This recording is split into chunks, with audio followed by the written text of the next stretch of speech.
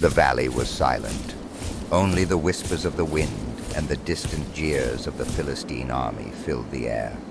Israel's warriors stood frozen in fear, their hands gripping spears that they dared not throw.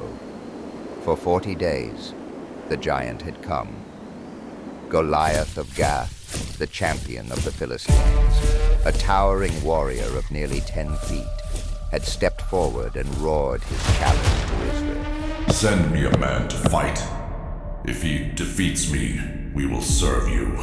But if I prevail, you will be our slaves. His voice was thunder. His armor was a mountain of bronze. None dared to step forward, not even King Saul, the tallest of Israel's men, the one anointed to lead them into battle. He, too, sat in his tent, troubled and weary, unwilling to face the nightmare before him. But on the 41st day, a boy arrived. David was no warrior. He was a shepherd from Bethlehem, the youngest of 8 sons. He had only come to bring food to his older brothers, who stood among Israel's trembling army. Yet when he heard Goliath's mocking words, something stirred in him, a fire of righteous anger.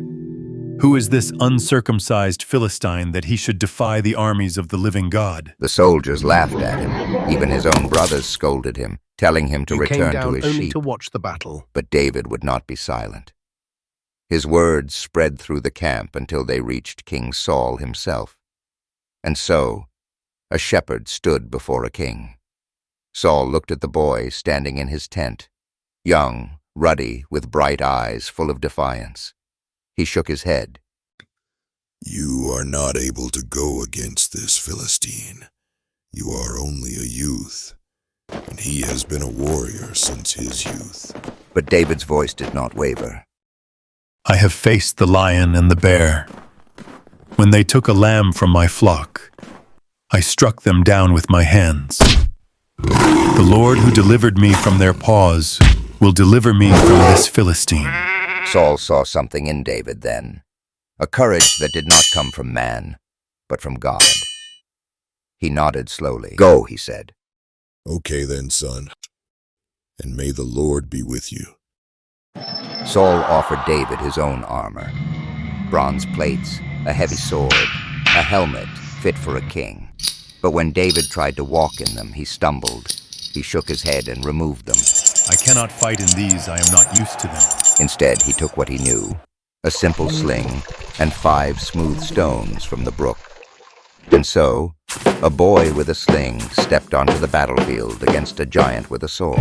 Goliath laughed when he saw David approach. He sneered at the sight of a mere shepherd with no armor, no sword, only a stick in his hand. Am I a dog that you come at me with sticks?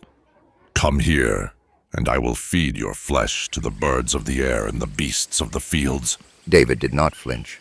His deep-set eyes locked onto the giant's. You come against me with sword and spear and javelin. But I come against you in the name of the Lord Almighty, the God of the armies of Israel, whom you have defied. This day the Lord will deliver you into my hands, and I'll strike you down and cut off your head. This very day I will give the carcasses of the Philistine army to the birds and the wild animals, and the whole world will know that there is a God in Israel. All those gathered here will know that it is not by sword or spear that the Lord saves. For the battle is the Lord's, and he will give all of you into our hands. Without another word, David reached into his pouch, pulled out a single smooth stone, and placed it in his sling. He swung it once, twice, 3 times. The stone flew like lightning, cutting through the air. It struck Goliath's forehead with a sickening crack. The giant staggered. His eyes widened. Then, like a felled tree, he collapsed, face first, onto the earth. Silence. The Philistines gasped. The Israelites held their breath. Then, David ran forward, seized Goliath's own massive sword, and with one final stroke, ended the giant's reign forever. The armies of Israel erupted in a roar. The Philistines turned and fled in terror. their mighty champion slain by a shepherd boy.